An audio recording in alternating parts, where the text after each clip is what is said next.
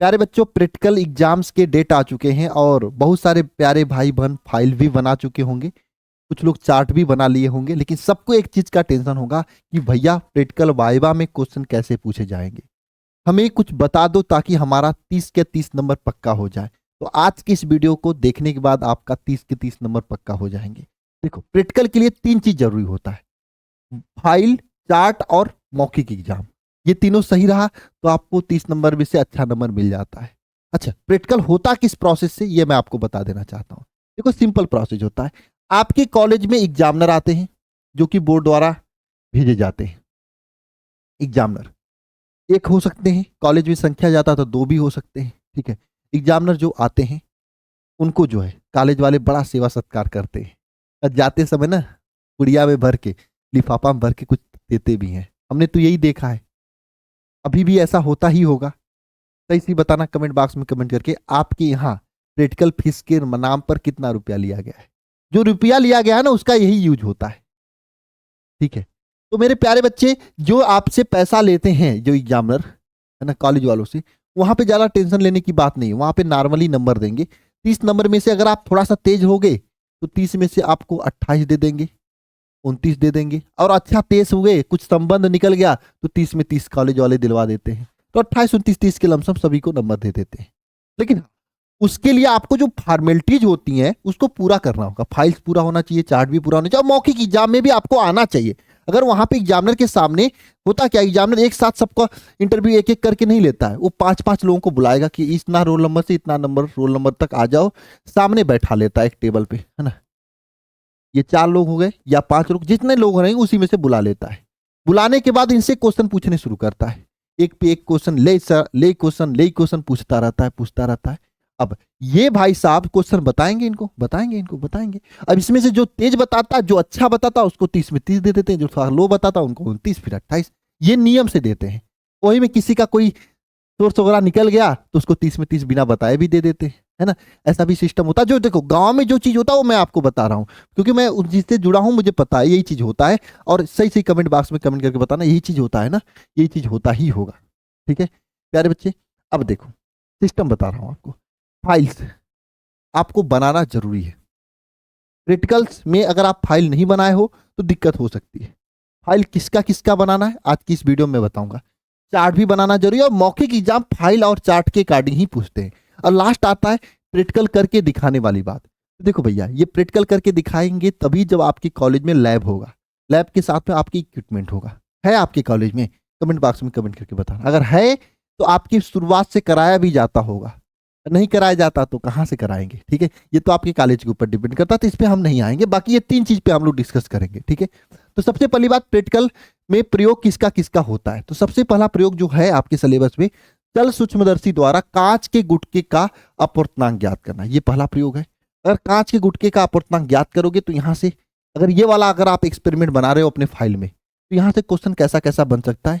आपसे पूछा जा सकता है अपूर्णांक क्या है, इसकी परिभाषा पूछी जा सकती है। तो वही बात है, किसी एक माध्यम से दूसरे माध्यम प्रकाश किरण जाता है तो अपने मार्ग से विचलित हो जाता है, यह घटना अपूर्णांक कहलाता है, अपवर्तन कहलाता है। ये पूछा जा सकता है। माध्यम में परिवर्तित होने पर प्रकाश की चाल क्यों बदल जाती है। अब ऐसा भी हो सकता है सघनता विरलता की ओर की। जैसे आपको पता है कि देखो, ऊपर विरल माध्यम है, नीचे सघन माध्यम है। कोई प्रकाश किरण अगर कोई प्रकाश किरण अगर सघन विरल माध्यम से सघन माध्यम में जा रहा है तो क्या होगा, ये जो है किरण जो है झुक जाएगी अभिलंब की ओर, है ना। क्या हो जाएगी, अभिलंब की ओर झुक जाएगी विरल माध्यम में, है ना। सघन से विरल में जाएगी, विरल से सघन में जाएगी, झुक जाएगी। और इसका प्रकाश का वेग भी कम हो जाएगा। जैसे मान लो रोड पे कोनो गाड़ी नहीं चल रही तो आप स्पीड उड़ाओगे गाड़ी को, 100, 150, 300 की स्पीड, है ना। जैसे भीड़ भाड़ वाला इलाका आया, जाम लग गया तो आप 5-10 का स्पीड पकड़ लोगे। वही मैटर है। ये विरल में कोई नहीं है तो तेजी से प्रकाश चला, सघन में बहुत सारे लोग हैं तो स्लो प्रकाश चला। ठीक है, तीसरी चीज क्वेश्चन पूछा जाता है, सघन विरल माध्यम से क्या तात्पर्य है।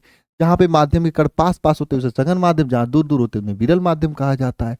एक माध्यम से दूसरे माध्यम जाने प्रकाश किरण किस ओर झुकती है, तो अभिलंब की ओर झुकती है, आपको पता ही है। सघन माध्यम में जाएगी तो अभिलंब की ओर झुकेगी, सघन माध्यम से विरल माध्यम जाएंगे तो अभिलंब से दूर हट जाएगी, है ना। ऐसे क्वेश्चन हो गया। अपवर्तनांक की प्रक्रिया में प्रकाश की चाल तरंगदैर्घ्य आवृत्ति में क्या नहीं बदलता है? ये बात मैंने क्लास में पढ़ाते समय भी बताया था, आवृत्ति नहीं बदलता है, बाकी सब बदल जाता है। अच्छा, नेक्स्ट आपका जो है एक्सपेरिमेंट आपका ट्रांसफार्मर वाला लिख सकते हो, है ना। तो ट्रांसफार्मर वाला एक्सपेरिमेंट अगर आप लिख रहे हो, ट्रांसफार्मर वाला एक्सपेरिमेंट लिख रहे हो, तो ट्रांसफार्मर से कैसे कैसे क्वेश्चन बनते हैं? देखो, अगर आप ट्रांसफार्मर वाला एक्सपेरिमेंट लिख रहे हो, ट्रांसफार्मर ट्रांसफार्मर वाला अगर आप एक्सपेरिमेंट लिख रहे हो, तो ट्रांसफार्मर से कैसे कैसे क्वेश्चन बनते हैं, इस पे डिस्कस कर लेते हैं। देखो, ट्रांसफार्मर बहुत इंपॉर्टेंट है, ये एक्सपेरिमेंट बहुत इंपॉर्टेंट है। क्यों? क्योंकि भैया देखो, ये करोगे तो आपके एग्जाम में 5 नंबर पक्के हो जाएंगे, है ना, 5 नंबर पक्के हो जाएंगे, क्योंकि ये थ्योरी में भी है, थ्योरी में भी क्वेश्चन आता है ट्रांसफार्मर का। ये वाला तो नहीं आता, लेकिन थ्योरी में ट्रांसफार्मर का आता है। इसलिए मैं सभी से कहूंगा कि आप ऐसा पढ़ो कि ताकि आपका थ्योरी का भी काम चल जाए, तो ट्रांसफार्मर पढ़ोगे तो बढ़िया रहेगा। ठीक है, अब ट्रांसफार्मर की बात मैं करता हूं, तो देखो ट्रांसफार्मर क्या है पूछेगा, ये भैया ट्रांसफार्मर क्या है, ये प्रत्यावर्ती वोल्टेज को कम बेसी करने के काम में यूज आता है। किस सिद्धांत पे काम करता है ये पूछेगा, किस सिद्धांत पे काम करता है भैया, अन्योन प्रेरण सिद्धांत पे कार्य करता है। कितने प्रकार का होता है ये पूछ सकता है examiner, step up step down यानी उच्चई अपचयी ट्रांसफार्मर पूछ सकता है। रिलेटेड क्वेश्चन सब कुछ पूछा जा सकता है। ट्रांसफार्मर में कौन सा तेल डाला जाता है ये भी पूछा जा सकता है। आपको पता है नेफ्थलीन जो ऑर्गेनिक तेल होता है वो डाला जाता है, क्यों डाला जाता है ये पूछा जा सकता है। इसलिए ताकि ट्रांसफार्मर ठंडा रहे, ताम्र हानि जो होती वो ना हो, है ना। ये सब क्वेश्चन आपसे पूछा जा सकता है। नेक्स्ट क्वेश्चन, भंवर धारा क्या होती है, इससे क्या हानि होती है। भंवर धारा ईडी करंट के बारे में पूछा जा सकता है कि नहीं। ईडी करंट क्या होता है बताओ, है ना। वैसे तो बोलो बोलो बोला जा कमेंट बॉक्स में कमेंट करके। देखो, जब प्रबल चुंबकीय क्षेत्र में कोई पट्टी रखा जाता तो उसमें भंवर की तरह से धाराएं बहने लगती हैं, और ये धाराएं पट्टी को गला भी देती है, इसे ईडी करंट कहते हैं, है ना। ये क्वेश्चन पूछा जा सकता है। ट्रांसफार्मर की दक्षता कितनी होती है, ऐसा भी क्वेश्चन पूछा जा सकता है। ठीक है, नेक्स्ट प्रयोग यहाँ पे मीटर सेतु द्वारा किसी तार के प्रतिरोध को ज्ञात करना था, विशिष्ट प्रतिरोध को ज्ञात करना, ये एक्सपेरिमेंट भी पूछा जाता है। देखो, मीटर सेतु में प्रयुक्त तार किसी पदार्थ का बना होता है, ये क्वेश्चन पूछा जा सकता है। तो मीटर सेतु का तार किससे बना, कांस्टेंट या मैग्नीन का बना होता है। मीटर सेतु में कांस्टेंट या मैग्नीन से निर्मित तार का प्रयोग किया जाता है, कहाँ पे, तो ताप गुणांक कम करने में इसका प्रयोग किया जाता है ना। ठीक है, क्योंकि इसका प्रतिरोध का ताप गुणांक कम होता है, इसलिए कांस्टेंट तथा मैग्नीन का तार यूज किया जाता है। विशिष्ट प्रतिरोध ऊंचा होता है, इसलिए कांस्टेंट तथा मैग्नीन का तार यूज किया जाता है। अगर ये क्वेश्चन पूछे तो आपको यह जवाब देना है। ठीक है, मीटर सेतु में कांस्टेंट या मैग्नीन तार इसलिए यूज किया जाता है क्योंकि इसका विशिष्ट प्रतिरोध उच्च होता है, ताप का ताप गुणांक क्या होता है, कम होता है, इसलिए इसका यूज किया जाता है। ठीक है सरकार, आगे देखो क्वेश्चन, क्या मीटर सेतु में अज्ञात प्रतिरोध तथा प्रतिरोधक बास की स्थिति आपस में बदली जा सकती है? बिल्कुल हाँ, बदली जा सकती है। क्यों? क्योंकि अज्ञात प्रतिरोध और प्रतिरोधक बास की स्थिति आपस में परिवर्तित किया जा सकता है, क्योंकि ये आपका जानते हो व्हीटस्टोन सेतु के सिद्धांत पे ही काम करता है ना मीटर सेतु, इसलिए, है ना। चलो आगे देखो, मीटर सेतु का सिद्धांत क्या है, तो व्हीटस्टोन सेतु के सिद्धांत पे काम करता है मीटर सेतु जो होता है। क्या तार को खींच के, यदि तार को खींचकर लंबा कर दिया जाए तो विशिष्ट प्रतिरोध पर क्या प्रभाव पड़ता है? तो देखो, विशिष्ट प्रतिरोध किसी भी तार का अभिलाक्षणी गुण होता है। तार को खींचकर अगर लंबा करोगे तो विशिष्ट प्रतिरोध पे कोई प्रभाव नहीं पड़ेगा, तार के पदार्थ पे प्रभाव पड़ेगा। अगर चांदी का तार है, एल्युमिनियम का तार है, दोनों का विशिष्ट प्रतिरोध एकदम फिक्स रहेगा। चाहे चांदी का तार 1 मीटर का हो, चाहे 1000 मीटर का हो, एल्युमिनियम का तार चाहे 1 मीटर का चाहे 1000 मीटर का, दोनों का अलग अलग विशिष्ट प्रतिरोध होगा, अब फिक्स्ड होगा सभी का, है ना। 1 मीटर वाले का भी, 1000 मीटर वाले का भी। ये आपके क्वेश्चन हो गए। इसके बाद देखो, मीटर सेतु में प्रयुक्त होने वाले तार की लंबाई कितनी होती है, तो 100 सेंटीमीटर या 1 मीटर होती है। मीटर सेतु में अज्ञात प्रतिरोध का सूत्र ज्ञात करने का सूत्र क्या होता है, L minus 100 minus L R होता है। ठीक है, अब देखो, ये आपको 3 एक्सपेरिमेंट मैंने बताया, ट्रांसफार्मर, मीटर सेतु या फिर अपवर्तनांक वाला, तीनों में से कोई एक लिख लेना भाई, काम हो जाएगा। आपने कौन लिखा है ये बताना कमेंट बॉक्स में कमेंट करके। अब देखो, कुछ परिभाषाएं पूछी जाती हैं, जैसे मैंने कुछ छाट के निकाला है, बाकी आपसे सिलेबस की परिभाषाएं पूछी जाती जो आपको आना भी चाहिए।